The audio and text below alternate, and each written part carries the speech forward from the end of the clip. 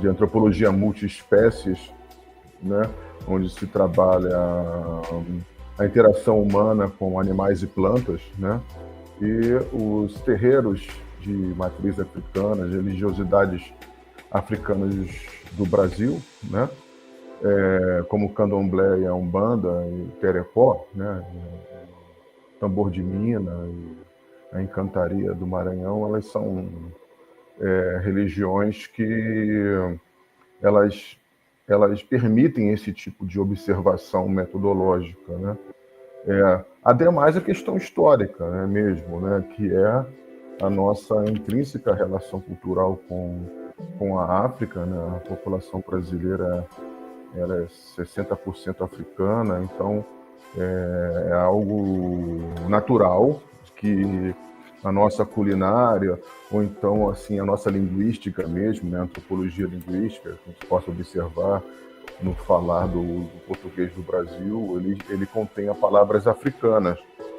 Quer dizer, então, na verdade, esse trabalho é um trabalho arqueológico, né, porque é o trabalho de você verificar, tanto na culinária como na linguística e na religiosidade, os traços africanos, não é isso? Que vêm sendo descobertos desde Pierre Verger, né, um pesquisador francês, e outros pesquisadores, né, brasileiros, como Carneiro, e pesquisadores africanos, como Falola, Toim Falola, por exemplo, né? Então, essa questão da fonte histórica de materiais que possam comprovar a nossa ligação cultural com Togo ou com outro país africano, como Nigéria e Angola, sobretudo, né, e Benin, não é isso? Eles são fartos, né? Existem mais de 2.000 bibliografias sobre isso, né? Sobre essa interação.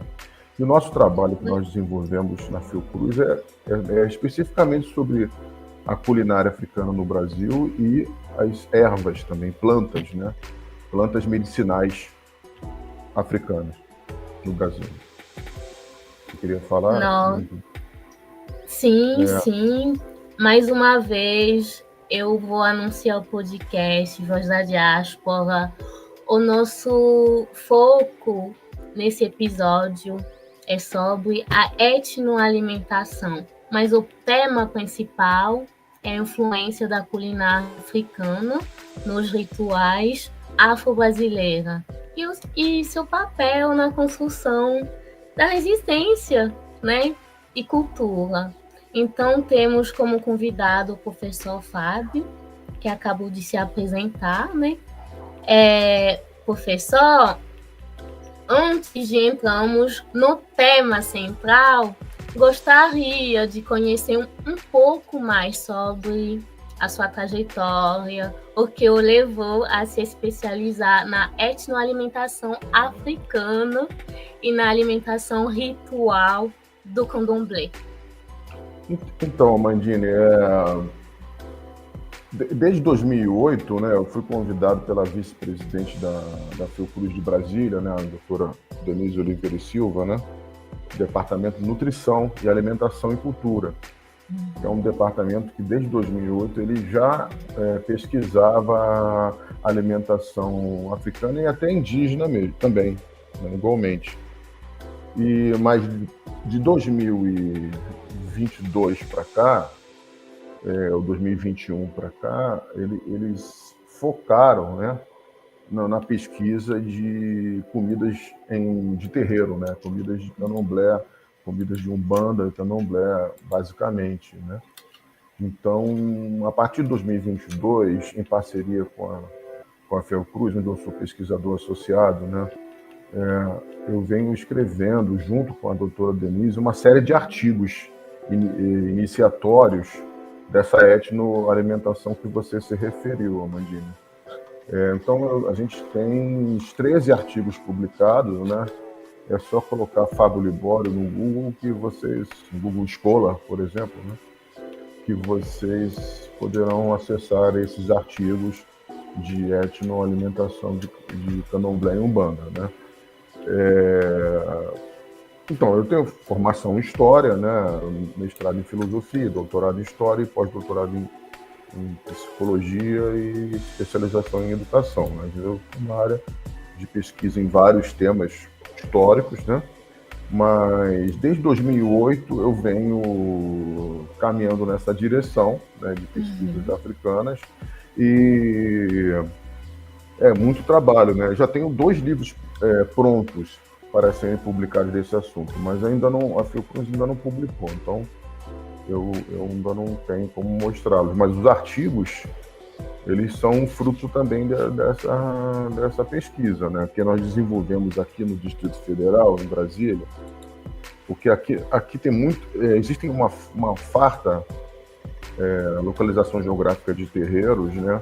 E a Fiocruz já tinha um projeto chamado RID, né? Que é a região geográfica do Distrito Federal e em torno, né? Então, aproveitando já essa pesquisa guarda-chuva, né? Ela pôde introduzir esse tema e nós fazemos a pesquisa de campo, né? Então fazem 5 anos praticamente, né? Nós estamos trabalhando tanto como artigos e palestras, né? Mesmo no mestrado de Saúde Pública da Fundação Oswaldo Cruz de Brasília, a gente possui aulas de etnoalimentação e também a produção textual, né, desses artigos, né? Então, como é que se verifica essa pesquisa na prática, né? Bem, historiadores, sociólogos, antropólogos, né, a pesquisa empírica, né, afro-brasileira, ela é uma pesquisa, embora tenha a fartura de fontes, né, mas é uma pesquisa árdua, minuciosa, porque você tem que discernir naqueles centenas de dialetos, né, africanos, o nome certo, né, da comida, e da planta medicinal africana, e o nome científico da planta. Então, por exemplo, ataré, né, que é uma pimenta, né, que tem na região da Nigéria, do Benin, do Togo. Aqui ela vai ter vários outros nomes, né? Você pode até chamar o ataré de pimenta malagueta, embora não seja verdade, né? São pimentas diferentes, né? Porque a pimenta capsum, né? Capsum frutensis, né? Que é a pimenta vermelhinha, né?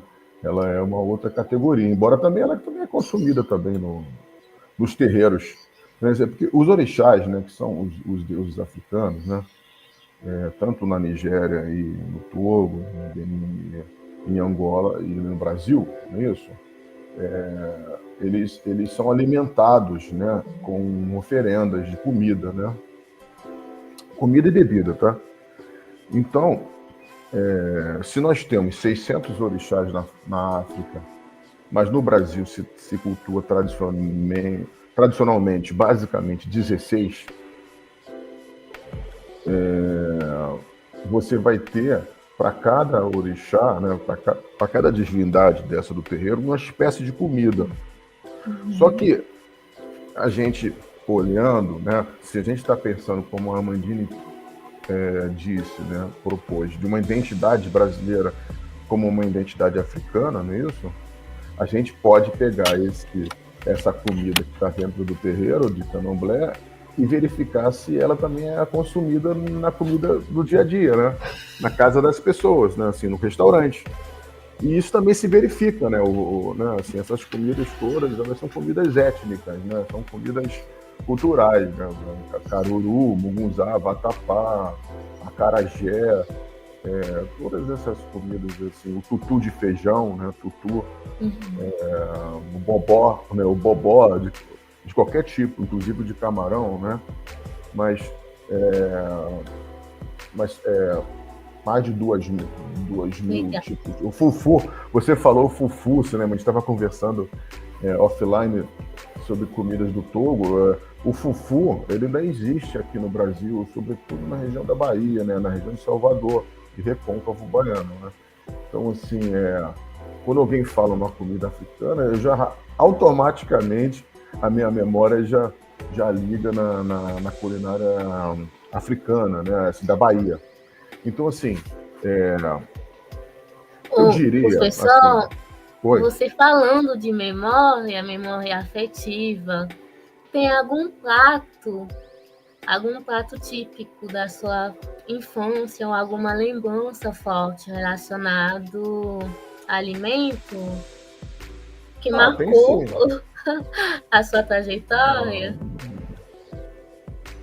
Tem sim, por exemplo, o angu, né? O angu, né? Uhum. Que o angu de milho, né? Que é um fubá, né? Um angu que também é consumido na África, né? E também é consumido também liturgicamente, né? Religiosamente. Foi um alimento comum na minha infância, né? Nos anos 70, né? O tutu de feijão, né? Também o carioca tem um amor muito grande pelo feijão, né? Assim, acho que o brasileiro todo, né? Mas o carioca especificamente o baiano, né?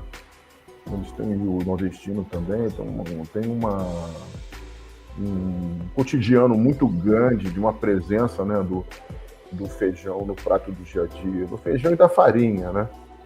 Da farofa, né? Que é um prato angolano, né? Que lá na Angola, em Quimbundo, na língua quimbunda se chama falofa, mas que eles faziam uma farofa de sorgo, né? Que a gente conversou sobre o sorgo também offline, né?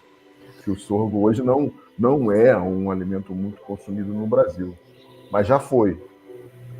Então, realmente a comida, o alimento, é um dos pilares da cultura brasileira, afro-brasileira.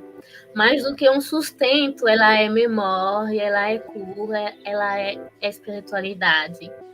Como os alimentos se tornam símbolos de identidade cultural dentro das religiões, dentro dos rituais brasileiros e afro-brasileiros.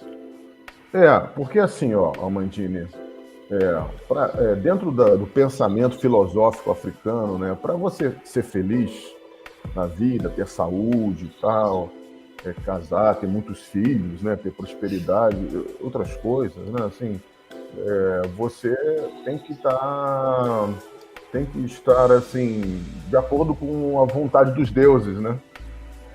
Assim, o que você quer tem que ter um paralelo pela vontade espiritual. E a comida, como você se alimenta e tem prazer com isso, é uma maneira humilde do ser humano ofertar para a parte espiritual aquilo que ele mais gosta. Então, assim, pensando assim, antropologicamente, né? Como surgiu a necessidade de nós ofertarmos um caruru, né? Um caruru, um quiabo, né? Um caruru para um orixá, né? Assim, por exemplo, o caruru dos meninos, né? Que é o dos Ibeji, né? Do orixá criança, né? Que na Umbanda sincretiza com o São Cosme e Damião, e, né? Crispim, etc. Né? Uhum. Então, o mundo dos homens, né? O mundo das mulheres é o mundo dos orixás também. Os orixás, eles comem, eles têm emoção, eles têm raiva, eles têm felicidade, eles têm amor, né? Quer dizer, aquilo que acontece lá em cima acontece aqui embaixo, né? É uma relação, ela é misturada, ela não é separada, né? Assim, o divino e o cotidiano material dos homens ele não é cingido como em outras religiosidades, né? Que há o mundo dos homens e o mundo dos deuses. Não, no universo do candomblé, você está em linha direta com os seus orixás que te beneficiam, né? E a comida, ela é um veículo disso, por causa do axé, né? Que é uma energia espiritual que tem tanto dentro das pessoas como dentro da comida, né? Porque, assim, quando eu comecei a live, eu falei para você a antropologia multiespécies, né? Sim. A antropologia multiespécies é você considerar a folha como ser vivo, a galinha, né, como ser vivo, o ser humano como ser vivo, interagindo. E os deuses estão vivos, os deuses não estão mortos, né? Então, assim, esse axé, que é essa energia espiritual, ele está no orixá, está na mandinga, está no fado, está na plantinha e está lá na farofa, está lá no feijão, né? Então, é uma questão de devoção, né? Eu dou presente, né, para receber ajuda também, né? Como diz no Candomblé, sem comida não tem orixá, né? É uma relação de troca, de você ganha energia espiritual, recebe apoio para aqueles desejos que você tem na vida, né? Emprego, família, casar, ter filhos, prosperidade, vamos dizer assim. Então, Saúde. Sim, sim. Então, professor, você falou de vários pratos, né, do candomblé, mas como a etnoalimentação africana influenciou a gastronomia brasileira que conhecemos hoje?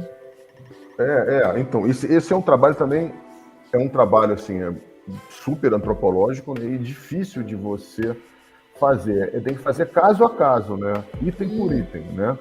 E você, por exemplo, tem 400 plantas africanas medicinais, né, dentro do Brasil, que são plantadas dentro dos terreiros.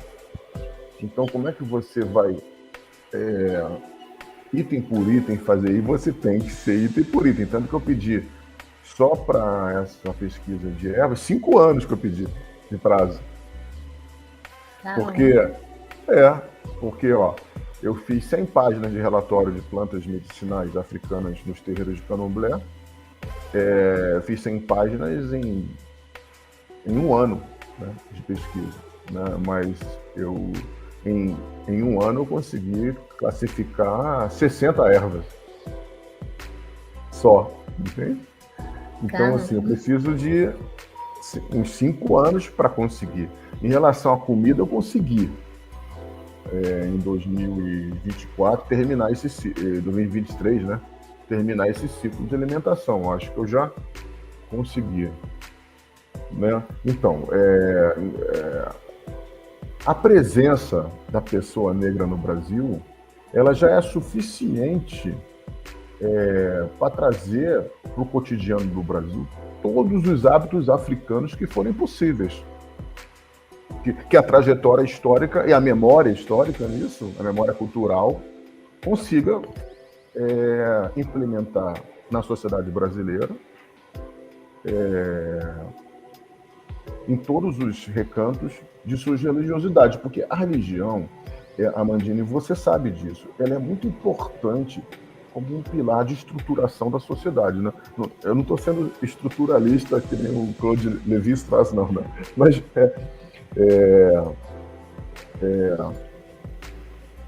a religião por si, ela é um pilar da cultura, né? Então, na cultura tem alimentação, tem religião, tem política, tem vários elementos sociais que transitam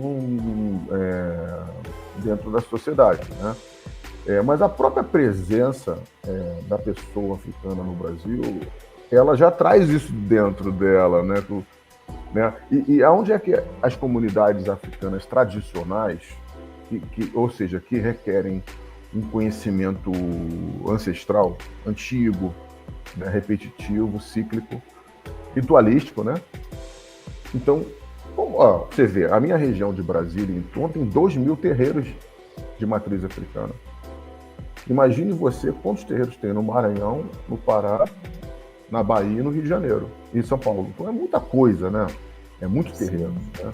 Então, assim, eles são polos de difusão cultural e de resistência dos saberes africanos.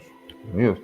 Então, assim, você falou, o que você se lembra da sua infância em termos de comida africana? Eu me lembro que quando a gente era criança, a gente tomava uma planta, um chá de uma planta quando estava com gripe, né, resfriado, né, estava doente, chamada saião. Essa planta é africana. Essa planta era muito comum no Rio de Janeiro dos anos 70, né? Que era um Rio de Janeiro diferente de hoje, né? Assim, acho que era mais arborizado, vamos dizer assim. Então,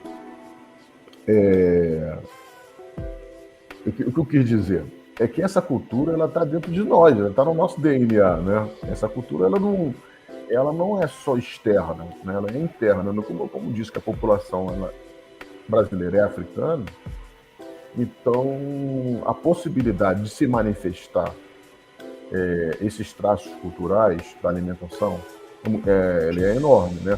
Eu sempre disse para você que não existe praticamente culinária no Brasil estrangeira, assim, no sentido que não seja africana ou indígena mesmo. Eu desafio qualquer um, né? Assim, eu tinha te falado, né, que tinha uns historiadores que falavam, não, a feijoada ela é francesa, porque ela veio com a família real de Portugal, e aí a feijoada ela tinha origem na família real francesa, que tinha o cassoulet, né, o consommé, que era uma sopa de feijão, que isso não se verifica, porque o tutu de feijão ele é ritualístico na Nigéria, né? E o culto de orixá na Nigéria ele tem mais de 2.000 anos, né? Então é a mesma coisa que você disser aqui, o inhame, né? O cará, né? E a taioba são alimentos franceses, né? Ou coisa assim, sendo que você sabe que ele tem na África, né? Na Nigéria, 5.000 anos de cultivo, né? Tão antigo quanto as pirâmides, né? Então, essas comidas africanas elas têm 5.000 anos. E elas são da África do Sul até o Egito, quer dizer, elas são comidas circulares, sabe como é que é? Então, assim, o consumo da galinha e do frango, né? Da farofa na África, isso, dessas sopas, desse inhame, né? E de outro, das pimentas, né? Porque na África tem vários tipos de pimenta, né? Então, isso é tudo verificado, né? Até o nome Yorubá, né? Yorubá, que é uma língua muito comum no Brasil, sabe? Bastante usada aqui no Brasil, nos terreiros, né? Então, os nomes dos alimentos dentro do terreiro são nomes africanos, em Yorubá. E você vai lá no dicionário nigeriano, tá lá o mesmo nome. Então, assim, essa comparação linguística, ela te dá uma certeza, né? E depois você vai comer, você vai num restaurante de Salvador, aí você vai comer lá o fufu, né?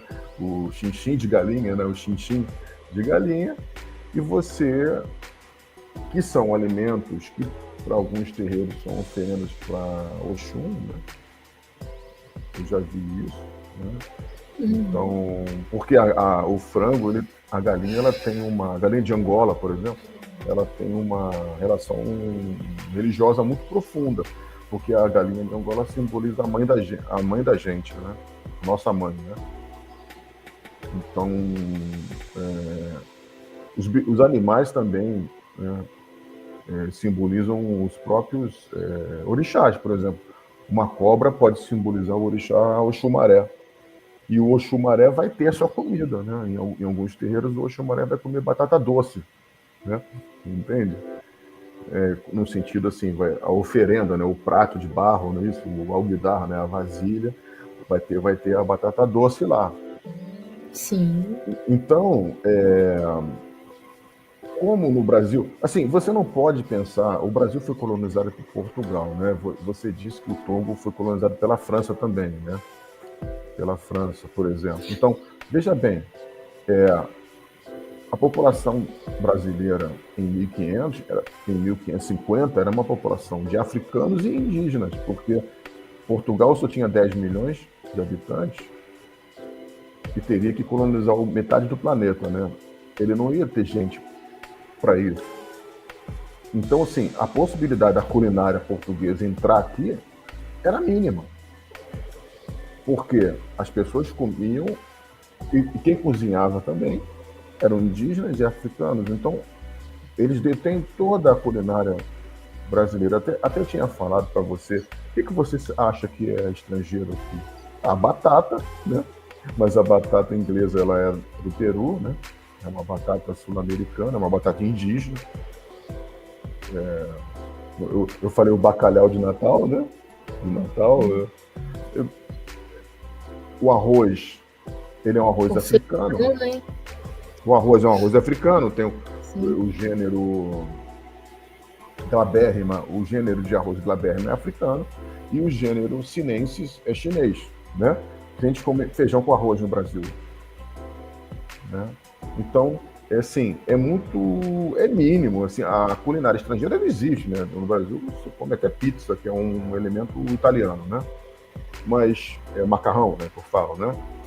Mas quando a gente fez a pesquisa na Fiocruz de consumo alimentar, não aparece esses alimentos estrangeiros em grande quantidade de consumo. Aparece a farinha, que é indígena, né? Farinha de mandioca, que é uma planta indígena, uma raiz indígena, um tubérculo.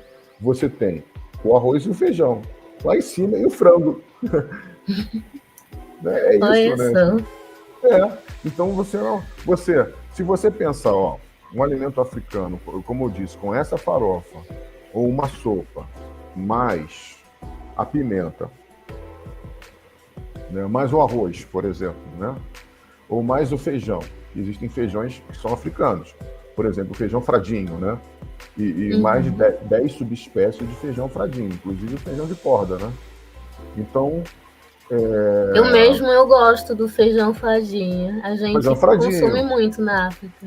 O feijão fradinho, eu diria que o feijão fradinho no Brasil, ele é 40%, não mais até, ele é 60% do consumo brasileiro é o feijão fradinho. E os outros 40% seriam o feijão preto, que você conhece também, né? Sim. E o feijão carioquinha, que é um feijão que tem um olhinho, né? Um olho dentro, né? Ele é branco, ele é marrom com um olhozinho, né? Ele também é muito consumido, né? Mas quando eu vi o arroz e o feijão, a nossa pesquisa da Fiocruz, ela se verificou, né? Matematicamente, né? Com estatística, né? Assim, agora, dentro do terreiro, o feijão vai ter a sua importância lá, né? O feijão, claro que ele vai ter, existem feijões para o orixá Ogum, né? Então, você imagina o consumo, né? O consumo de um terreiro por ano, ele pode chegar a 50 mil reais de comida ano, que a comida circula. Não só para eles comerem, porque dentro de um terreiro pode morar 30 pessoas. Então, não Incrível. só pode do consumo interno, assim, natural, assim, e fora o consumo religioso das oferendas. Nossa. E sem contar que na liturgia você pode oferecer a comida por isso e depois comer essa comida. Sim. Né? Até porque acredita-se que te dá uma boa sorte, né? Boa felicidade fazendo isso. Você falando isso, eu me lembro dos meus vós. Eles tinham também esse hábito de cultuar, né? Os orixás lá. E eu participava um pouquinho desses rituais e sempre tinha comida em abundância, mesmo aqui. Aqui assim, também nos rituais tem esse contato bem próximo com os alimentos, frutas. Isso. Eu participei dos rituais, né? Eu comi essa comida ritualística. Eu verifiquei vários rituais. Eu fui num ritual chamado Ritual dos Inhames Novos, né? Que era um ritual de Oxaguian, do orixá Oxaguian, né? No terreiro aqui de Brasília, aqui do Pai Joel, né? Então, assim, eu comi essa comida, né? Eu comi. Porque, veja bem, olha só, eu e você, então, tivemos infâncias que nos deram a possibilidade de frequentar terreiros na infância, né? Ou de saber que aquela comida podia ser oferecida por uma divindade, não é verdade? Então, eu, lá no Rio de Janeiro, eu fui na minha infância num terreiro de Umbanda, lá no bairro de Olaria, né? No Rio de Janeiro, né? Então, se sabia disso tudo, isso era muito natural. Porque, veja bem, já pensou, Amandine, tá eu e você aqui, nós somos... Tudo bem, você é socióloga, eu sou professor de história. A gente está numa cachoeira, eu e você, né? E aí eu falo, vamos fazer uma reza aqui, uma oração, né? Aí você me pergunta, mas oração para quem? Eu falo, vamos fazer uma oração para a deusa orixá Inhansã, né? Dos ventos, né? E da água também, a deusa da água, Oxum, né? Aí vamos fazer uma oração aqui para nos dar felicidade, né? Aí você pode, a Mandini falar uma língua africana, né? Uma língua do Togo, né? Uma língua africana. Aí a Mandini pede assim, olha, Oxum, me dê felicidade para mim e pro Fábio, né? Então, eu acho que é assim que começa, não é? A nossa fortificação da cultura africana, ou seja, duas pessoas no Brasil que têm condição, né, de praticar algo que é ancestral africano e praticam no Brasil. Aí, se tem memória de qual comida oferecer para o orixá, a gente bota o pratinho ali, né? Não é isso? E isso é feito há 500 anos. Há 500 anos. Desde que chegou o primeiro africano aqui, há culto, né? Então, há 500 anos atrás, há 450 anos, os africanos chamavam o candomblé de calundu, né? De calundu. Era um outro nome, né? É um nome angolano, sabe? Porque vieram africanos para cá na diáspora, como você disse, de vários lugares da África. Você sabe quais são os lugares que vieram? Todos os lugares da África, né? Não existe uma cidade da África de qual não veio uma pessoa para cá. De todos os lugares, de todos. Eu até no começo, como eu tenho mania de historiador de classificar, né? Tudo certinho, né? Aqui à direita, aqui à esquerda, aqui embaixo, a África do Sul está aqui. Aí quando eu falo, pô, mas peraí, a África do Sul fala 13 dialetos africanos e mais o inglês e o holandês e o Nederlander, né? Poxa, como é que eu vou entender isso aqui? Quem é que é Zulu? Quem é de outra etnia, né? Quem é Banto aqui? Banto. Ah, mas eles são Banto também, então eles são angolanos? Não, eles são sul-africanos, mas eles são Banto. Né? E quantos dialetos os Bantos falam? 200 dialetos, 400 dialetos, então... Assim, a gente fica um pouco perdido, né? Mas a história africana, né? A história da África tem que ser contada de alguma forma, né? Então, assim, eu não me nego a fazer esse trabalho de formiguinha, de ficar ali etnia por etnia, tipo. Então, a Angola fala quimbundo? Fala, mas ela fala umbundo também, né? Então... você lê o dicionário de umbundo, lê o dicionário de quimbundo, lê o dicionário de ouvibundo, né, que são línguas, ela fala 10 línguas, então, mais o português, né, Angola. Então você acha a comida do terreiro do Brasil nessas 10 categorias linguísticas. Tem que vasculhar em tudo, você joga lá, né, você joga lá a comida, o xinxim, né, de galinha, você joga em todas as línguas e vê qual é que ela responde, né. Aí você acha e já classifica ali, né? Aí, daqui a pouco você acha outro país, né? Assim, então, por exemplo, na região da onde você morava, né? Pô, o Iorubá ali está sendo falado por 10 países diferentes. E o Togo mesmo deve falar uns 5 dialetos, né? Diferentes. Então, é um trabalho assim, passo a passo, mas ele é factível, perfeitamente executável, porque você tem bibliografia para isso, né? Você tem pessoas como o Amandini, que pode também dar uma contra-informação, chegar, não, é assim. Então você pode fazer pesquisas orais, né? Assim, de história oral, de entrevistas, né? E você também tem um documentário, assim, uma tese de doutorado do Togo, uma tese de doutorado de antropologia da Nigéria, e aí você vai juntando com as teses brasileiras, e aí você descobre que aquele fufu, né, que você se referiu, né, é o mesmo fufu da Bahia, entendeu? Agora, não há assim, surpresa, né? A surpresa que nós temos é o silêncio, né? É justamente não colocar isso no papel, né? A pesquisa, né? Assim, não dá visibilidade preta a tudo isso que está acontecendo de maneira silenciosa, entende? Assim, quando eu fui a Goiânia, você mora em Goiânia ainda? Mora em Goiânia? Eu, sim, sou de Goiânia. Isso, Quando eu fui em Goiânia, eu fiquei olhando as árvores, né? Você sabe que as árvores são cultuadas no candomblé, sabe? Sim. Cara, todas as árvores, não conta pra ninguém, não é segredo, tá? Todas as árvores que eu vi em Goiânia, elas são árvores de orixá, de candomblé, todas. Até pensei, pô, esse pessoal aí do departamento de parques e jardins, o pessoal tá no terreiro, né? É de terreiro, pô. Porque olha só, eu vi cajá, muita cajazeira. Eu vi muita figueira, né, que é a gameleira branca, que é a árvore principal do Iroco aqui na África e no Brasil. Eu vi jabuticaba, que é uma árvore também cultuada. Eu vi jaqueira, né? Eu vi muita manga, né? Manga. Então, assim, as principais árvores sagradas do candomblé, árvores que têm orixás fortíssimos, né? A árvore dentro do candomblé, e como a gente está falando de comida, é porque a árvore você tem a fruta que dá de comer, né? Sim. Claro, todo mundo come jaca aqui, manga, cajá e tamarindo, né?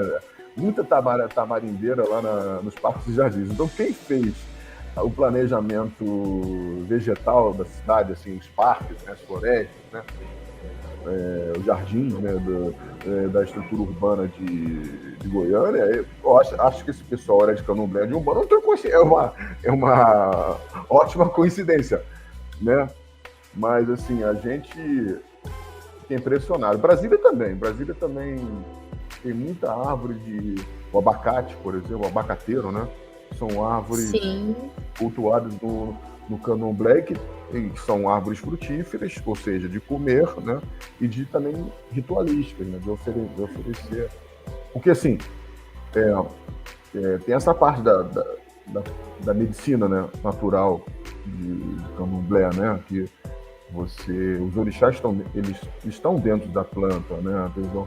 O orixá Ossainha, o orixá da medicina, e essas plantas pertencem a ele, né? Na ritualística do candomblé, né? Sim, professor. Os rituais alimentar dentro das religiões de matriz africana não são apenas comida, alimento, né? Mas... porque, Mandini, olha só, você tem a manga, né? A mangueira, né? A manga tem a folha. A folha você pode fazer um chá, não é isso? Quando você pensa na árvore, você tem a raiz. A raiz você pode comer, né? Sabe que tem raiz que você come, que é tipo o inhame, né? O tubérculo lá, o aipim, né? A mandioca. E você pode fazer um chá com a raiz, você pode fazer um chá com a planta, né? Tem uma árvore aqui chamada jurema, né? A jurema é consumida em todos os terreiros, de alguma forma. Não só na religião jurema, tá? Que é uma religião até indígena, mas ela se encontra dentro dos terreiros africanos, né? Que é como eu te disse, né? A cultura africana, ela absorve, ela não discrimina ninguém, né? É aquela questão do racismo reverso, né? Que falam na historiografia. Assim, o terreiro, ele absorve comidas também brasileiras, assim, indígenas, entende? Ele não vai dizer assim, você não pode comer mandioca, porque a mandioca é dos índios, né? Dos índios. Então, a jurema é uma planta brasileira que é originária da Paraíba, do estado da Paraíba, mas ela vem no Brasil todo. E essa jurema se faz um chá.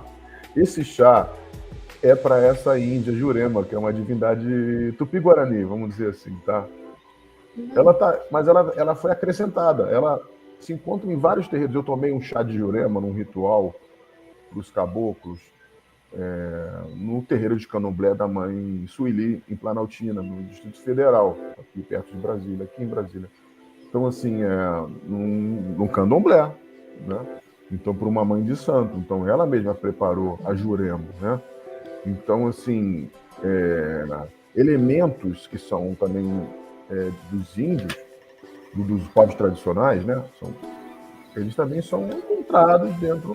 Mesmo porque as plantas brasileiras são plantas tupi-guaranis, entende? Porque os próprios tupi-guaranis vieram plantando essas plantas durante 10 mil anos, né? Então, como eu disse, no começo da colonização do Brasil, a população era indígena e africana. E com uma pequena porcentagem europeia, ínfima, vamos dizer assim, eu coloco em 3%. Tá? Isso também eu teria que provar, fazer um livro sobre isso, artigos, e eu não sei se eu terei tempo para isso, né? Se eu entrarei numa pesquisa no futuro sobre esse assunto, mas eu consigo destruir isso, reconstruir o Brasil como um país, vamos dizer assim, 60% africano, 30% indígena e 10% europeu, entende? Se você perguntar aonde é que está o branco nisso tudo, ele tá num assassinato, na repressão, na discriminação, assim, na castração psicanalítica, sabe? Assim, que é tudo a ferro e fogo, né? O mundo rápido, né? O branco, ele gosta de agilidade, né? Tem que ser tudo na pressa, né? E na pressa que é coagida pela violência, né? A sociedade branca é uma sociedade violenta e é uma sociedade do dinheiro, monetarista, e é uma sociedade da pressa. O mundo do africano o mundo do tradicional, dos povos tradicionais, é um mundo onde o tempo, o dinheiro e a violência, elas têm outra dimensão. Não vou dizer que Verdade. O ser humano não tem violência dentro dele. Qualquer ser humano possui violência, mas acho que o termo, a noção de felicidade, né, são noções diferentes. Né? Porque se eu, para ser feliz, preciso cultuar os orixás, esse tipo de concepção não é uma concepção europeia, concorda? Sim. Eles têm um outro tipo de conceito de felicidade, né? Por exemplo, o dinheiro é a única fonte de felicidade, né? E de saúde, vamos pensar? Isso aí são civilizações que têm uma outra matriz, um outro modo de sentir a vida, né? E essas manifestações, né? Porque eu disse, o orixá, ele vem de dentro do Fábio e da Mandine, né? Porque são elementos culturais, entende? Sim. Se a Mandine fala uma língua que não é só o francês, que ela consegue falar uma língua africana, ela vem de dentro da memória também afetiva, né, de amor, que gosta, né, que tem orgulho de ser do Togo, né, assim, ser brasileiro é ser africano, não tem como, isso aí é ridículo falar de outra forma, mesmo porque eu desafio, né, qualquer professor de história, tá bom, e o que nós temos aqui de cultura, a língua, eu falei a língua, né? Sim, a língua, a língua alimento. Se a língua, se a Mandine fala francês, eu falo português, é lógico que isso é uma influência europeia, né? Mas nós estamos falando de comida, né? E estamos falando de religiosidades, né? E essas religiosidades que nós estamos dizendo aqui, elas são africanas. Assim, a gente pode chamar de afro-brasileiras também, entende? Mas eu sempre prefiro falar africanas, sabe? Porque... Não, tudo bem, professor. Então, eu gostaria de compartilhar um pouquinho da minha vivência também. Lá no Togo, eu me lembro dos meus avós me deram um remédio tradicional. A gente tem esse costume de fazer os remédios tradicionais à base de planta. E eu me lembro, a minha avó, ela não gosta, mas é um costume de usar a cachaça junto com alguma planta, mas a planta específica que a gente utiliza para tratar doença. A gente tem o paludismo bem no Togo, aqui é dengue, mas lá a gente tem uma planta específica onde a gente amassa e junto com a cachaça para poder tratar. Eu me lembro que a minha avó me dava esse remédio. É um remédio tão amargo, mas quando misturar com a cachaça, ela é um pouquinho forte, mas é um remédio que trata doenças específicas, né? Eu não me lembro do nome, mas existe milhões, né, de remédios. E base de vegetais. A base vegetal, pois é. E cachaça. Vem cá, como é que se chama a cachaça lá na sua língua lá do Togo? Como é que é cachaça em francês? Cachaça em francês eu nem sei como é que é. Opa, então, a cachaça, ela tem um nome específico no Miná. Eu sou do povo Miná. A gente fala... Ah, meu Deus, esqueci, caramba. Sodabi. Porque porque lá na Nigéria, que é um país perto do Togo, né? Se fala oti. né? E também e essa cachaça é feita com gin, né? É um gin, basicamente, né? Um gin que é feito com obi, né? Aquela plantinha chamada obi, né? Que é o noz de cola, né? Noz de cola. A noz de cola, ela é... Aqui no Brasil, no terreiro de Candomblé, ela é feita para você fazer a cabeça, você raspar a cabeça e fazer um ritual de buri, né? Ebori, ritual da cabeça, ritual muito importante dentro dos terreiros de matriz africana, todos eles têm algum ritual relativo a isso. E ele é feito com o obi, né? Que é o gin, né? Que é o elemento do gin. E também a gente pode beber o gin e cuspir, né? Assim, sabe? Na árvore. Ou... né? A gente usa o gin, o obi. Você come o obi, você parte o obi em 4 partes. Você come essa frutinha do obi para fazer o ritual de cabeça, de buri, para conseguir felicidade na vida, vamos dizer assim, né? Então, muita cachaça. Essa a cachaça também é utilizada, entende? A cachaça, sim. Ela era utilizada para Exu, por exemplo. Você pode fazer um ritual com Exu numa encruzilhada na rua, né? Ou então na própria árvore, numa árvore sagrada, né? Uma árvore sagrada, e você, na beira dessa árvore, você bota uma vela lá, bota um pratinho de comida e a cachaçinha. Você falando, eu me lembro do meu avô, ele sempre tinha esse hábito. A gente tem um copinho específico para cachaça. Ele bebia um pouquinho antes de comer. Ele sempre, antes de comer, ele se servia um pouquinho de cachaça e jogava, colocava um pouquinho na boca e jogava, cuspia, né? E falava algum canto, alguma reza. É só depois que eu entendi que é uma maneira de fazer reza, né? Fazer reza antes de comer, né? Então, para ele, ou se alimentar, né?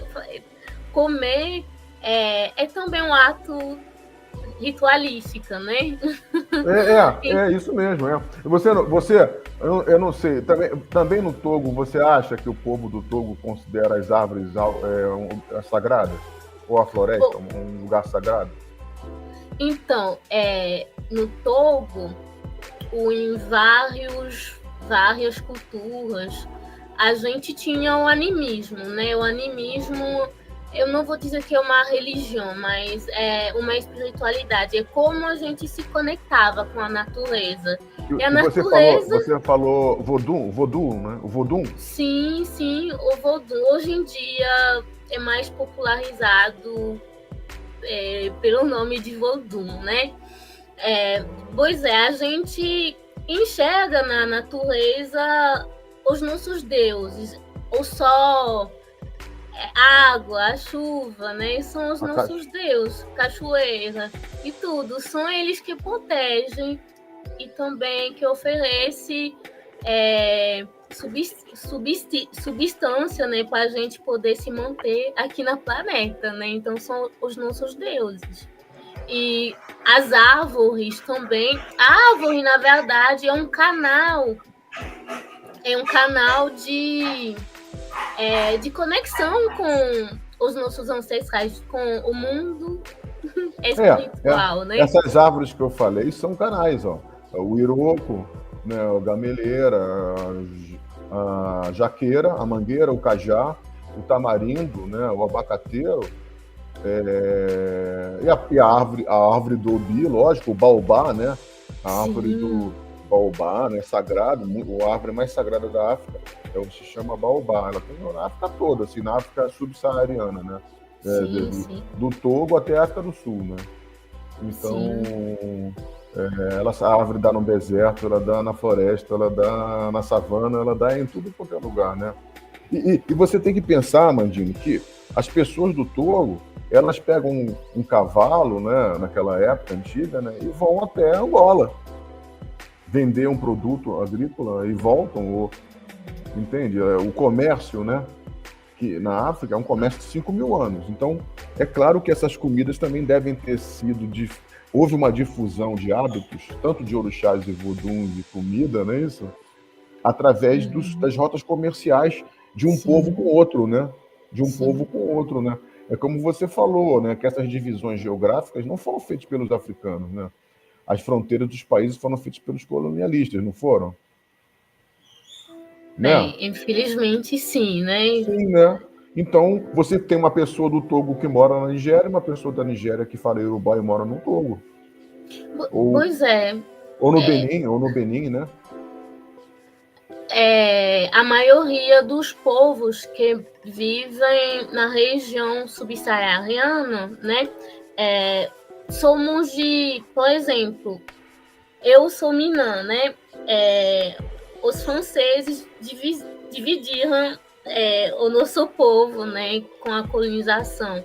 Uma parte do povo Ewe ficou no Gana e uma parte ficou no Togo. E a parte que ficou no Togo é considerado como povo Minã, né?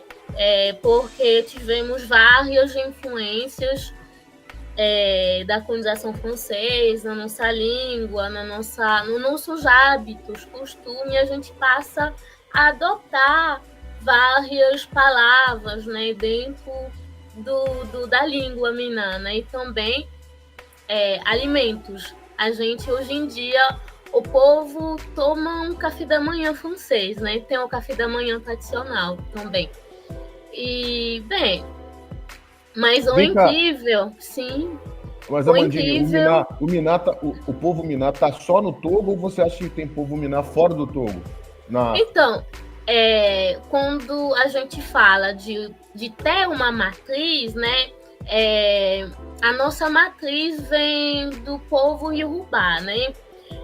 Porque quando você pega, por exemplo, a língua Yorubá é dividido por várias matrizes, né? Do Yorubá vem o Ewe também. Tem outras línguas étnicas faladas no Benin, em outras religiões, né? Mas a nossa matriz é o Yorubá. Você foi no Benin? Já, várias vezes. E você falava que língua lá? O Miná. Tem algumas pessoas que falam Miná, né, no Benin, né? E a língua tem uma língua falada que é muito parecido com o Miná. Então, eu convivo com várias pessoas do Benin aqui. Quando eles começam a falar no Fon, eu consigo entender tudo, mas o Fon e o Miná é um pouquinho parecido, mas tem a forma de falar, né? É diferente. Você sabe, Amandine, que tem o candomblé de Miná, né? O tambor de Miná, né?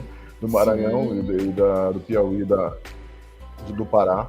Você tem o candomblé Ewe e você tem o candomblé Fon, assim como você tem o candomblé Queto, né? Tem todas essas línguas que você está se referindo da região Benin e Togo possuem vodunces, né? Que produziram os nossos candomblés. Os nossos candomblés no Brasil, eles têm 20 línguas diferentes na música litúrgica, né? Nas orações, né? Nos itãs, né? Os itãs, os oriquis e tal. E essas músicas ritualísticas, elas são cantadas nessas línguas que você falou aí todas. É emocionante, né? Quer dizer, você é uma testemunha viva do que se passa no Brasil, né? Do que se passa no Brasil. Então, como eu sempre disse, né?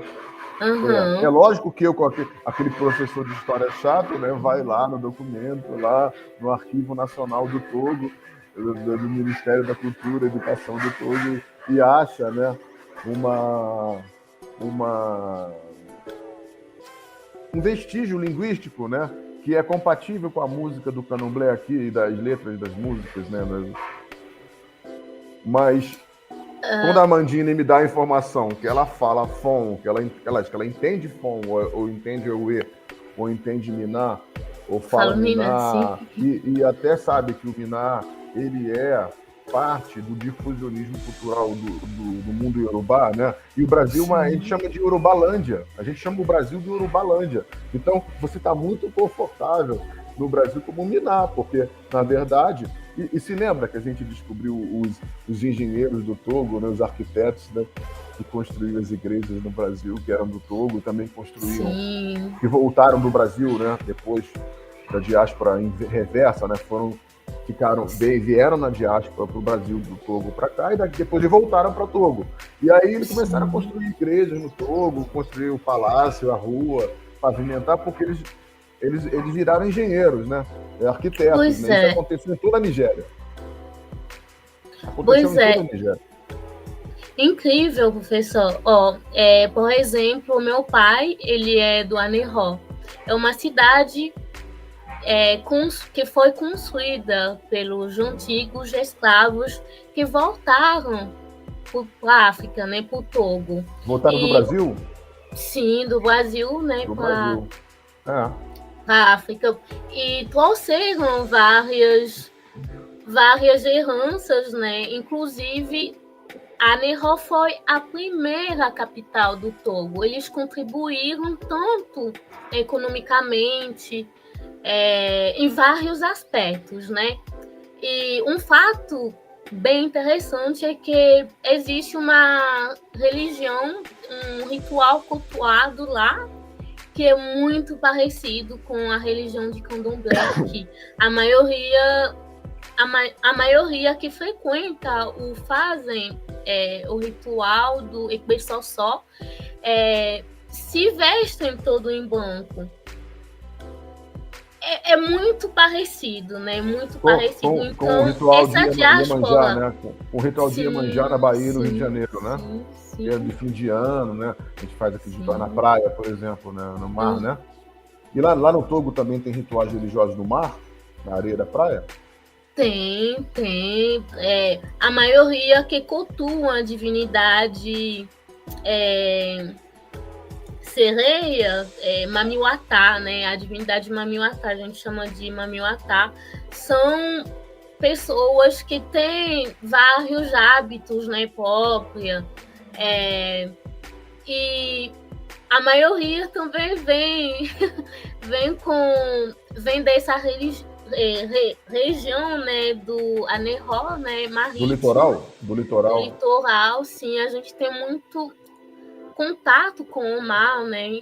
E tem muito a falar e ser estudado sobre isso, mas então as sereias elas são cultuadas aqui no Brasil, dentro da Umbanda, em todos os terreiros de Umbanda. Alguns terreiros de Candomblé também cultuam tambor de Miná, né? Uhum. Na encantaria maranhense do Pará são cultuados, né, as sereias, né? E aí a comida que se oferece para sereia é um pratinho com peixe também, entende? Como comida, né? Como comida sagrada, né? Sim. Religiosa. Eu me lembro da minha memória, a experiência que a maioria lá que cultuam Mamiwatá oferecem muitas frutas, frutífero, doces, azedo.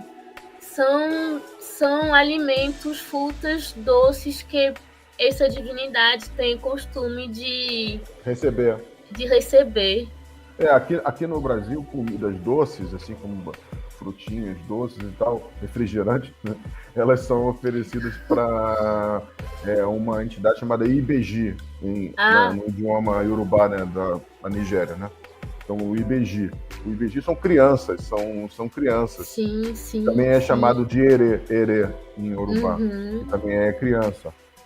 E aí são oferecidos doces. Eu também fui em rituais de erê, né, e IBG, junto com a doutora Denise de Silva, né? Porque você tem um calendário, né, litúrgico dos deuses africanos, dos orixás, e esse calendário são festas à base de comida, né? De comida e de bebida, entende? Então, assim, dentro do terreiro, você passa cozinhando quase que 24 horas, porque você vamos supor que você para de cozinhar à noite, mas você já acorda 3 da manhã já, para começar a fazer as comidas, as ritualísticas, né? Porque 6 horas da manhã já é um horário de depositar uma comida com o orixá, por exemplo, como o Exu, né? o Exu-Orixá. Então você tem que produzir, quer dizer, a religião africana no Brasil, ela é uma religião que requer um pré-requisito de habilidades culinárias. Sim. Alguém tem que estar na cozinha ali fazendo, né? E a gente chama de Iabá, né? Iabacé. A moça que fica lá na cozinha, ela faz a comida dos orixás, né? Não só uma moça, mas geralmente umas 10 moças, 10 senhoras, que são... elas tiveram esse cargo, né? Que você pode ver no Ifá, né? Que é os búzios, né? O cauri, né? Que você joga, o orixá Ifá diz, ó, ele vai ser a Shogun, o cargo dele, ele vai ser babá, ela vai ser mãe de santo, né? Ela vai ser Iabacé, né? Ela vai ser Eked, que são existem 20 cargos diferentes dentro do... Como a Igreja Católica lá tem um bispo, tem um cardeal, tem um padre, né? Tem um diácono, não é isso? Dentro da hierarquia sacerdotal africana, tem uma série de cargos, e com vários nomes diferentes, que são nomes africanos. Então, os nomes do tambor de Miná não vai ser os mesmos nomes dos cargos do candomblé de Queto, o tradicional do Urubá, ou de Angola, né? Que vai ser... O candomblé de Angola tem uma língua chamada Quimbundo, né? Que é uma língua completamente diferente do Yorubá e do Miná, né? Sim, sim. Então, chegando num outro bloco do podcast, vamos falar um pouquinho de dificuldade, desafios para preservar essas tradições, né? Vocês sabem que a comida, até chegar à mesa, é sagrada. Em muitas religiões da matriz africana, ela é um meio de comunicação com os ancestrais, apesar da importância cultural e espiritual, ainda há muito desconhecimento e preconceito em relação à culinária ritualística, né? Afro-brasileira. Como a alimentação conecta os praticantes aos ancestrais? Professor, você acredita que há um movimento atual de valorização dessa culinária, tanto no Brasil quanto internacionalmente? Existem diferenças entre as nações candomblé, né, nesse aspecto? O que você acha? Primeiro, aos primeiros tópicos que você se referiu, né? Preservar, primeiro, o preconceito, né? Assim, acho que a sociedade da branquitude tem, assim, o fascismo é um fenômeno, acho que universal, né? Você já viu o presidente americano, esse presidente aí, o Trump, que é horroroso, né? Mas, assim, primeiro, a legislação brasileira proteger, né, como patrimônio histórico, cultural e material, os terreiros de matriz africana, que já existe uma legislação nesse sentido. Então, sim, essa proteção ela é necessária, né? A outra questão é nós da academia, né, eu e você e todos os outros, né, da comunidade, querermos, de fato, escrever sobre isso. Fazer a Amandine, fazer a monografia, a dissertação de mestrado, doutorado, pós-doutorado, especializações nesse tema. Ou, quando a Amandine for lecionar na universidade matéria de sociologia, né? Não esquecer da matriz africana, quer dizer, é um ato de coragem também, de obrigação, assim, com a verdade dos fatos, né? Da nossa matriz cultural, né? Então, um certo ativismo, concorda? É uma espécie de ativismo cultural você lutar pela preservação da memória africana em todos os aspectos linguísticos, sociais, étnicos, alimentares, gastronomia, né? Gastronômicos, e religiosos, né? E também de ativismo político mesmo, né? Porque quando a gente está falando da comida africana, a gente está fortificando um lugar de fala que não é o lugar de fala do fascismo, né? Então a gente tem que entender que a universidade, Amandine, que a gente estuda, que é a universidade pública, que a gente estudou tanto, né, e tudo, a vida toda, que é um lugar de debate democrático, né, e também é um lugar de combate de forças antagônicas, né, de interesses diversos. Essa é uma questão. A questão bibliográfica, né, de você encontrar um material para falar, né, como é que eu vou falar que essa língua é fon, euê, né, como é que eu vou dizer que Togo está no Brasil pela arquitetura, pela linguística do terreiro do Candomblé, pela culinária. Na culinária. Não, mas isso tem como disse, né? Felizmente, hoje, né, os historiadores dos 15 anos para cá, a bibliografia está enorme, eu não dou conta, né? É tanto livro que eu leio que eu até aqui no meu notebook aqui tem as janelinhas com as pastinhas, né, dos livros, né? Assim, eu não dou conta do volume, é um volume muito grande. Então, olha, material para tese, tudo, porque como é que a população vai entender se não houver produção, né, intelectual sobre a questão da africanidade, né, da gente aqui? Então, assim, tem que ter comunicação, como a gente está fazendo, né? Livre dispersão de ideias, né? Então, nós, pesquisadores acadêmicos, a gente tem uma responsabilidade com isso, né? Mas, assim, existe essa questão. A outra questão que você falou é a questão de como que esse sagrado ele é automático, né? Quando você vai comer o feijão, será que você sabe que o feijão é de Ogum, do orixá Ogum, né? Olha, algumas pessoas não saberão, né? Porque, na verdade, a gente entende aquilo que a gente compreende. Sim. E a gente entende aquilo que a gente ama, né? Eu estou falando de amor por causa que eu sou psicanalista, né? Então eu sou pós-doutor em psicologia. Então, amor, afetividade, autoestima nisso é uma questão das nossas escolhas.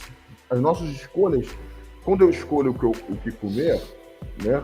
É como você disse, né? Eu posso comer um café da manhã francês e posso comer um café da manhã tradicional, não é? Africano, né? Mesma coisa aqui no Brasil. Eu posso comer o meu feijão, que eu não vivo sem feijão, né? Se você me perguntar, Amandine, o que eu estou comendo esses meses? Eu estou comendo, sabe o quê? Sopa de abóbora, e a abóbora é uma comida de santo, né? Ela é super utilizada no Candomblé, como comida ritual. E eu como também o feijão batido no liquidificador, né? Que é uma pastinha, né? Que eu tudo, né? Então eu tenho me alimentado apenas de sopa de abóbora e de sopa de feijão, né? E quando eu como feijão, quando eu olho para o prato, depois de ler tanto livro de Candomblé, 2.000 livros, eu não tenho como olhar para esse feijão. Eu não sou um botânico, né, Amandine? Tá entendendo? O meu interesse na comida não é biológico no sentido assim, eu sou um biólogo que está estudando a genética do feijão. Eu não estou interessado nisso, embora seja importante, né?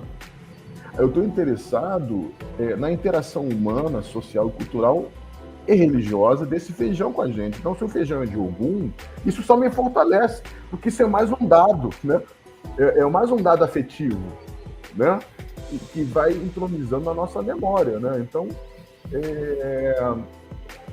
as pessoas têm que ter noção do que as nossas escolhas, não é isso?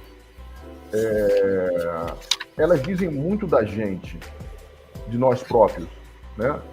Então, se eu me alimento de comidas que são oferecidas no terreiro, isso mostra a minha capacidade de absorção cultural africana mesmo, né?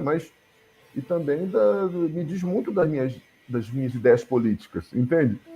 Porque a gente é um animal social, não é isso? Fala assim, o homem é um animal político, social, cultural, parará. E isso é verdade, né? E a comida, ela nos diz da nossa própria sobrevivência, né, na Terra, né? Assim, como é que eu vou viver se eu não me alimentar? Né? E a religiosidade também, ela é parte do ser humano desde a época do Neolítico, né? Do Paleolítico, né? Assim, é muito antiga, né? Assim, então, o que para mim seria natural, eu sei que não é natural, né? Nem respirar é natural no ser humano, né? Ele prende a respiração debaixo d'água, né? Então, assim, o ser humano é capaz de tornar a floresta amazônica num lugar de poluição, não é? Não existe espaço natural. O ser humano, ele humaniza tudo. Ele humaniza a religião também, né?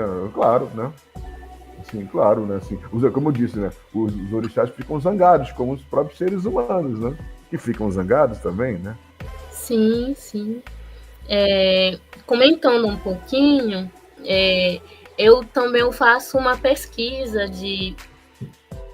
sabendo desse lugar, né, de onde vem, eu faço parte da diáspora, né, diáspora que quer contribuir, né, eu estudo a história e a formação econômica do meu país, mas o meu foco no momento, no mestrado, está sendo como visibilizar também essa história da diáspora afro-brasileira, né, no Togo, né, e também aqui no Brasil, né.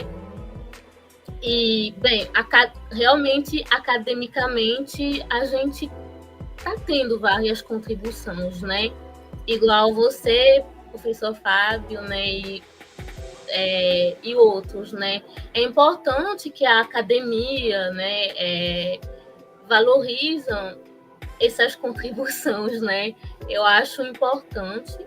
E enquanto eu aqui em Goiânia, né, fora da academia, eu convivo com várias pessoas. São poucas pessoas que ficam muito abertas a ter esse contato, um contato com a gente, com a nossa culinária, né? Eu dividi, né, da culinária africana, né? Eu vejo que há muita hospitalidade de mostrar, né, de a gente conhecer a culinária, outras culinárias, né? Quando os meus amigos me convidam para almoçar, eu tenho um contato muito maravilhoso, né, com pessoas daqui, né, mas eu não vejo muita abertura, né, em poder conhecer, né, compartilhar também esse conhecimento, ou conhecer, né, diferente. Até eu convivo com pessoas que cultuam, né, da religião da matriz africana. A gente come muito esse prato típico da Bahia, né?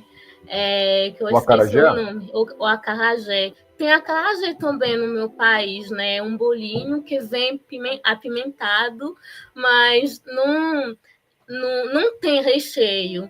Mas ele é de feijão? É com feijão? É com feijão. A massa é igual. Feijão o diferencial é que tem pimenta.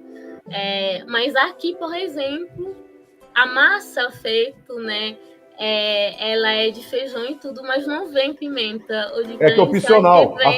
A pessoa pergunta, né? Você quer com pimenta ou sem pimenta? É opcional. Pois é, mas a forma de fazer e comer ele é bem diferente.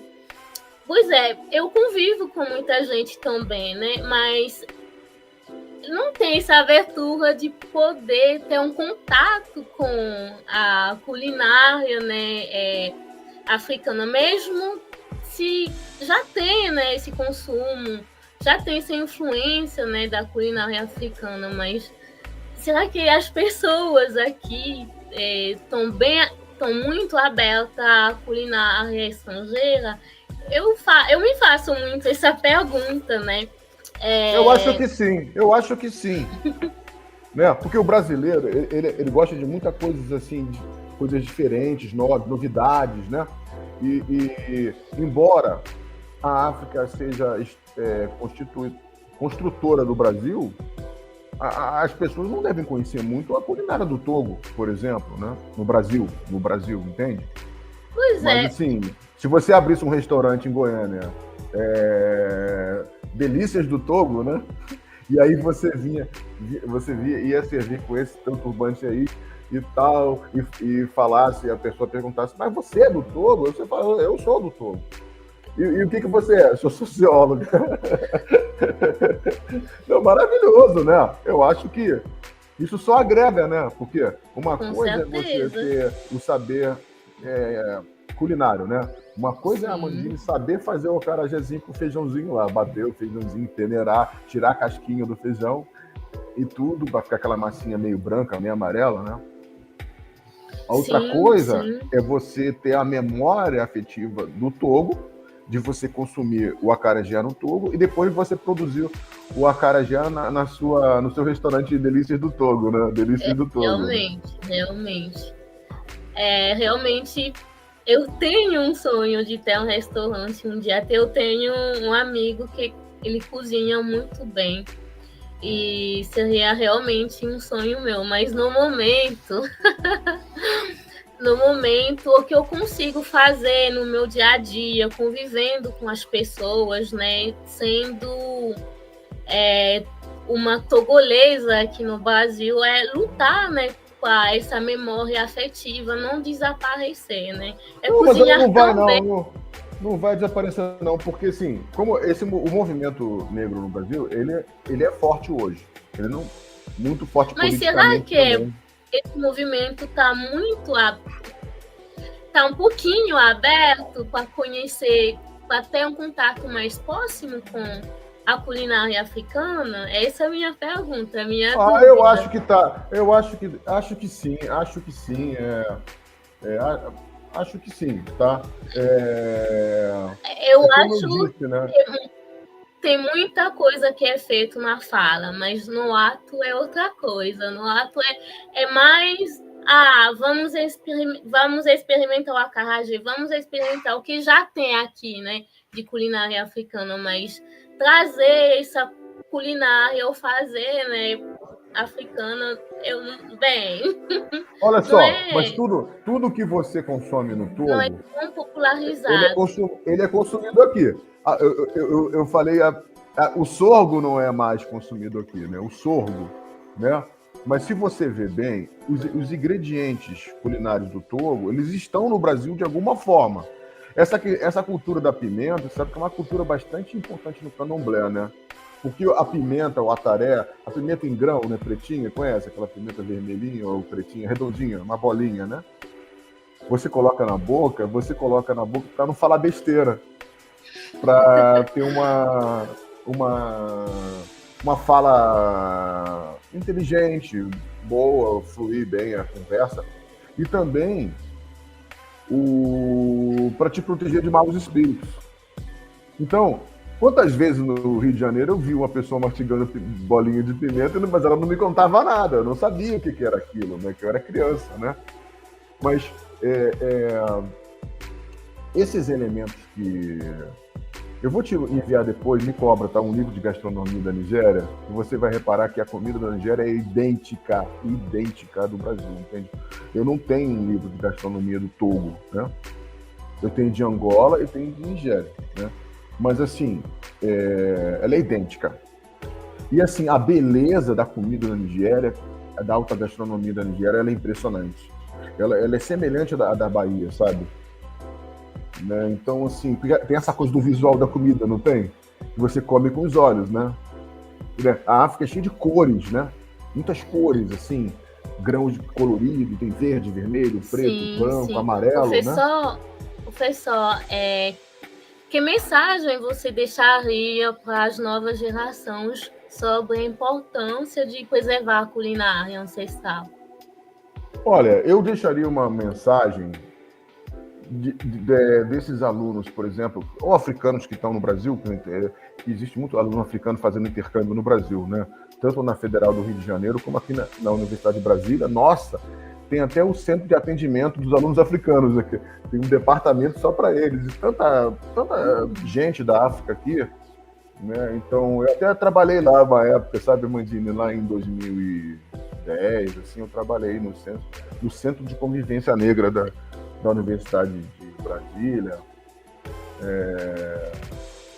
e trabalhei lá, assim, como voluntário, assim, orientando monografia, dissertação de mestrado, coisas assim. Tem uma boa biblioteca lá, Legal. sabe? Então, as pessoas eram da Nigéria, de Angola, Guiné-Bissau, né? Guiné-Bissau e vários outros lugares. Eu penso assim, que os jovens que estão entrando na universidade pública brasileira, eu falo da universidade pública porque, né, você também é de universidade pública, né, federal, não é isso? Então, a gente tem um compromisso, né, de manifestar nas nossas pesquisas, estudos,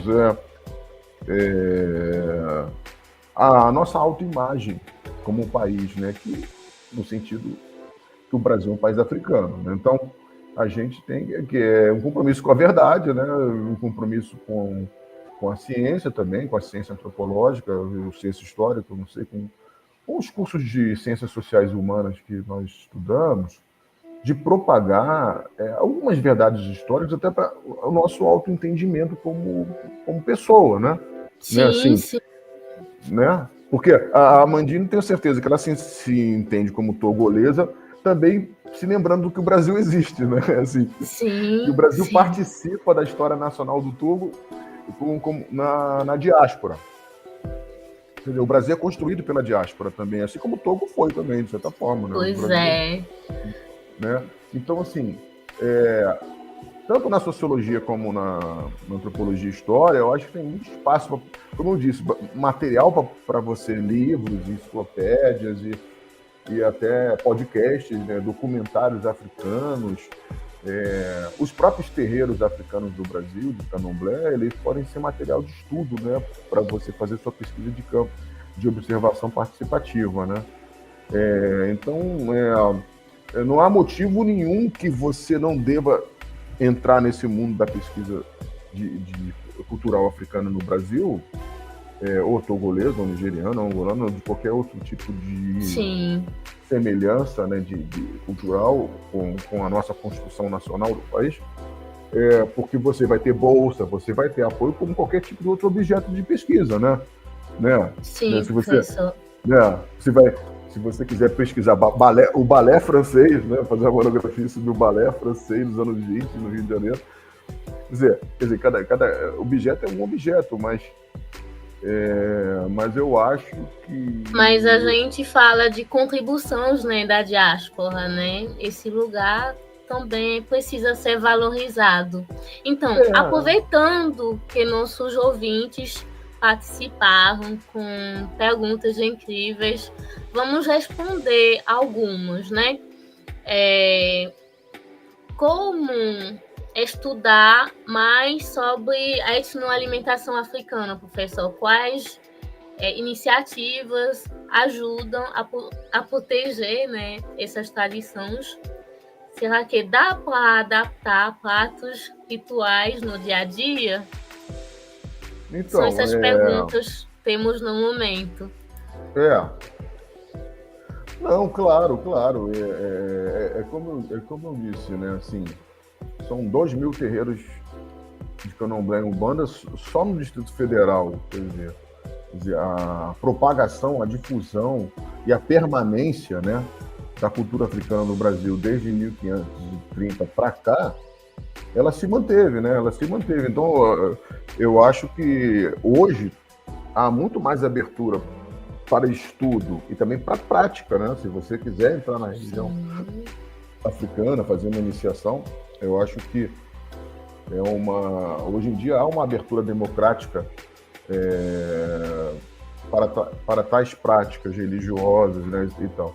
E para estudar a culinária de santo, a comida religiosa ritual e as plantas medicinais africanas, né, de terreiro, né, matriz africana, bem, existe uma bibliografia enorme, né? Então você pode juntar tanto a bibliografia como fonte histórica, né, como a pesquisa de observação de campo, né, visitando os quilombos, né, também, que são lugares de patrimônio, né, de saber africano, né? Sim. E você vai construindo o seu objeto de pesquisa com essa, como eu falei, a metodologia de antropologia multiespécies, né, que vê o ser humano, a planta, né, a árvore e o animal como uma interação muito forte e sem hierarquia, né? Você vai dizer que as florestas são menos importantes que as pessoas, né? Porque também há uma questão da valorização ecológica que a África dá, né? Que a matriz africana dá, né? Porque se o orixá, como você disse, é um templo, né? Assim, a árvore, né? É um templo do orixá, né? Você falou que a árvore você se conecta, não é isso? Né? Sim, Com os sim. ancestrais ou com os espíritos, os inquices, né? Os espíritos, né? Os oduns e os orixás. Como é que eu vou cortar a árvore? Eu não tenho como cortar a árvore se a árvore faz parte do meu universo religioso, né? Então, assim, Uhum. repare bem, talvez a religião africana ela seja a única religião que ela é ecológica. E também indígena, A indígena também, As religiões tradicionais brasileiras, a indígena e a africana, elas não estão interessadas em cortar uma planta sequer, a não ser que fosse para fazer remédio, mas Sim. elas, ou para comer a fruta, né? Mas assim, ela não tem interesse de derrubar a árvore, é zero, o interesse é zero. Isso vai contra a civilização que a gente falou da branquitude, lembra? A gente estava falando da branquitude. Qual a diferença da branquitude da matriz africana? Bem, não tem agrotóxico na comida ritual, concorda? Eu vou tacar Ah, veneno sim. ali no abacate para aquele abacate crescer mais, né? Porque o orixá não vai consumir comida com veneno. Então, ele vai contra toda a matriz industrial da branquitude europeia também. São dois mundos que não se conversam muito, né? Infelizmente.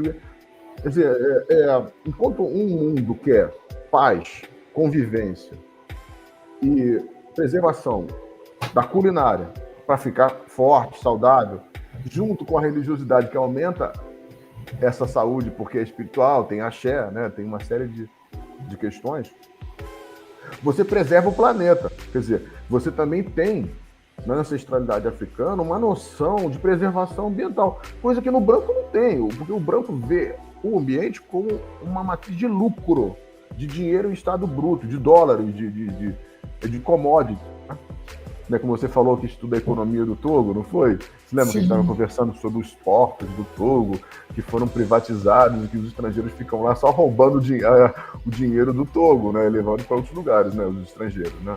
Então, eu acho que o Brasil é o quê? A gente está falando, nós estamos falando dos mesmos problemas, Então, assim, o universo africano, ele é o único, e o indígena, como você diz, dos povos tradicionais, Tupi, Guarani e Gê, né, e todas as suas 160 etnias, são um universo de preservação não só da culinária, do bem viver, de saber comer, né? Assim, porque é lógico, se você come frango, que tem proteína, aí você coloca uma pimenta que ela tem flavonoide, que ela é vermelha, né? Aí você come farofa que tem fibra, né? Aí você come feijão que tem ferro, manganês. Aí você compra um arroz que tem carboidrato. Quer dizer, você vai construindo a sua saúde, entende? Sim. E se Sim. você produz sem cortar a mangueira, né? Porque a mangueira é sagrada, poxa, eu acho que isso faz todo sentido, porque o Brasil também tem intenção de preservação, não tem? Não há uma sociedade brasileira uma intenção, não vamos desmatar a Amazônia, né? A floresta amazônica, o cerrado, né, de Goiás, né? Porque nós temos que preservar os saberes tradicionais, que são plantas que são, além de comestíveis, são medicinais, que podem ajudar o Brasil no futuro das populações. A gente pode perder remédios, né? Se ficar cortando as plantas, né? Para plantar só milho e só soja, não é isso? Para fazer Pois ração para o é. gado. Então, assim, há uma questão agroecológica. O nosso projeto lá na Fiocruz é um projeto chamado Agroecologia de Terreiros de Candomblé. A gente Olha está só. porque a gente produz orgânico essas plantinhas, né? Essa horta aí, a gente produz lá o milho orgânico, o feijão orgânico, a tapioca, né? Como se diz, o aipim, né? A mandioca, né? A macaxeira orgânica. Quer dizer, não há, a gente até fala, é mais que orgânico, né? Porque o Uhum. agroecológico ele é mais exigente do que o selo orgânico. A gente até fala isso, né? Porque a Uhum. gente chama de sementes crioulas, né? Sim, professor. Então, quais livros, referências, artigos, fontes você acha importante para a preservação da culinária africana, afro-brasileira, né? Começa com a comida africana da Bahia, tá?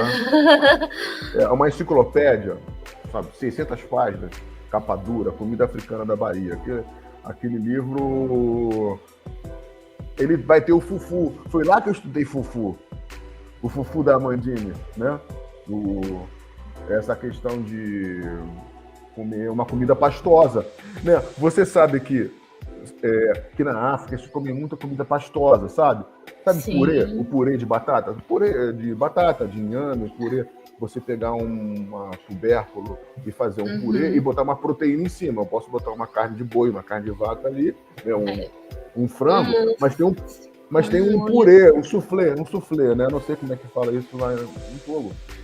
Então, é muito legal isso, porque o estômago, né, ele precisa também de alimentos fáceis de digerir, não é isso? Se você moe tudo, pila tudo, né? O pilão, que é um hábito bem africano também, né? Pilar as coisas. Então, se come milho moído, aí faz o fubá, né? Um mingau, né? Mingau. Que também é um prato super pilão, né?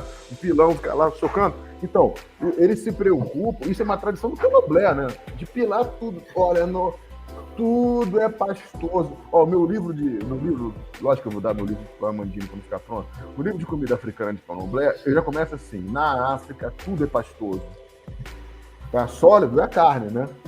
Lógico, você pode comer uma fruta na casca, mas essa coisa de comer o mingau, o pastoso, né? O soufflé, né? O fubá, né? Você vê que essas comidas, o acarajé, ele dissolve na boca, né? Você morde o acarajé, ele é uma pastinha, você concorda? É uma pasta de feijão, é uma pastinha de feijão. Você pega o acarajé, você morde ele assim, ele é uma pasta de feijão dentro, parece que é uma papinha, uma papa, né? Uma papa de feijão. Então, essa cultura de saber que depois de um dia de trabalho, né, eu vou comer uma comida que eu vou digerir sem ter dores e flatulência e tal. Então, assim, essa questão de que a comida já vem medicinal, né? Até pelo modo de fazer, né? Quer dizer, a papinha da mamãe te dá a papa na sua boca, né? Mas o orixá também dá, a mãe de santo também dá, a baiana que está fazendo a acarajé, ela te proporciona algo que já foi pilado, descascado, debulhado, descaroçado, temperado para você cair bem na sua boca, né? O sal adequado, a pimenta adequada ali dentro, né? Então, assim, esse é um livro legal, A Comida Africana da Bahia. Aquilo ali é a minha Bíblia, aquilo ali é um dos meus prazeres, né? Quando eu me aproximo daquele livro, meu coração já acelera. Esse é legal, né? E o livro Comida de Santo, Comida que se Come, do Wilson Caetano, né? Um antropólogo, professor da universidade. Ele é pai de santo, né? Ele é de Candomblé, né? E ele também é antropólogo, professor da universidade, com doutorado, professor da Universidade da Bahia, né? Da UFBA. Ele tem vários livros, né? Então ele tem uns 10 livros. Esses livros são sobre comida de santo. E ele é o principal antropólogo do Brasil, produzindo livros que comparam a culinária do dia a dia com a culinária da cozinha do candomblé, do terreiro, entendeu? Então, o Wilson Caetano, professor Wilson Caetano, né? Então, vocês acompanhem essa, né? Que é o básico no livro a enciclopédia lá da comida africana da Bahia e os livros do Wilson Caetano. Mas, assim, artigos sobre comida de santo, se você colocar no Google Scholar, tem mais de 5.000 artigos, né? Raul Lodge também. Raul Lodge é um antropólogo também interessante, também tem livros sobre comida de santo, né? Reginaldo Prandi também tem livros sobre comida de santo, né? Então eu recomendo esses livros, né? Sobretudo do Wilson Caetano, que é a novidade, a grande novidade do momento, né? De comida de santo, de comida ritualística, né, no Brasil, assim, né, que o livro A Enciclopédia, A Comida Africana na Bahia, é do Radel, o nome é um gastrônomo, sabe? É um livro espetacular, porque ele é colorido, né, ele é espetacular, é um livro gigante, assim, então você Você vê lá o fufu, né, o angu, né, o vatapá, o caruru, o munguzá, o acarajé. Aí tem seção de sopas africanas, seção de mingaus africanos, entendeu? Então, assim, os tipos de feijão que são africanos, e arroz, e milhos, e coisas desse nível. Então, Sim. eu recomendo bastante esses autores. Professor Fábio, muito obrigada por essa conversa riquíssima. Foi uma honra ter recebido você aqui no nosso podcast Vozes da Diáspora. Um recado para nossos ouvintes. Agora vocês sabem que a comida é cultura, mas também é resistência, é política. Que possamos valorizar e preservar nossas raízes. Se você gostou desse episódio, compartilhe com sua rede, com amigos, família. Siga a MDB nas redes sociais e fique ligado nos próximos episódios. Você que está ouvindo a gente, como é a sua relação com o alimento, a comida? Como a comida pode também ser um gesto de resistência, um gesto ritualístico. Deixa um comentário para a gente, viu? Professor, você gostaria de compartilhar uma mensagem, deixar um recado para nossos ouvintes? Eu gostaria de dizer... Em 5 minutinhos. Eu gostaria de dizer o seguinte, que comer é um ato político, né? Então, quando você come uma comida africana, uma comida do Togo, do Benin, da Nigéria, de Angola, de Guiné-Bissau, você está se referindo e fortificando uma determinada região da nossa sociedade, uma região cultural de nossa sociedade, né? Essa região, ela é o oposto ao fascismo que existe no planeta nesse momento. Então, a comida africana de terreiro, ela proporciona um direcionamento ecológico, que também a preservação do planeta ela é necessária, é urgente, por causa da poluição, né, dos agrotóxicos, do glifosato, né? Então, quando você come uma comida africana, você tem certeza que aquela comida não tem agrotóxico, né? Porque dentro do terreiro, você come a comida que é plantada na horta do terreiro, né? Eu não sei se vocês sabem, mas o terreiro está sempre aberto para as pessoas comerem lá à vontade, de graça, né? A gente vê de pessoal se alimentando dentro do terreiro, que chega lá na hora do almoço, pede uma quentinha e vai embora e tudo, né? O terreiro é um espaço de caridade também. Então, assim, comer é um ato político, né? Se você vai querer comer um fricassê, né, francês, parará, não sei o quê, cassoulet, né? Você está fortalecendo um tipo de cultura. Se você quer comer um vatapá, um caruru, um munguzá, um acarajé, um tutu de feijão, além de serem mais nutricionalmente interessantes para a sua vida, você está fortalecendo um aspecto político também, né? Que comer é um ato político, como eu disse, né? Quando eu como uma comida do Togo, eu fortaleço o Togo, né?